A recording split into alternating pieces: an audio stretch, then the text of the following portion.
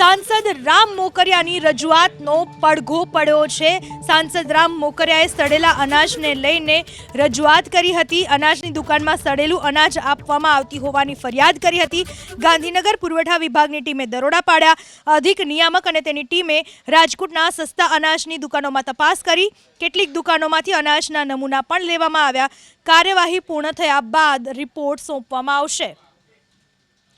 सस्ता अनाजनी दुकानोमां सड़ेलुं अनाज आवतुं होवानी फरियाद करी हती सांसद राम मोकरियाए अने तेमनी रजूआतना પડઘા પડ્યા છે। રાજકોટમાં સસ્તા અનાજની દુકાનમાંથી સેમ્પલ લેવામાં આવ્યા છે, જે તપાસ અર્થે મોકલવામાં આવ્યા છે।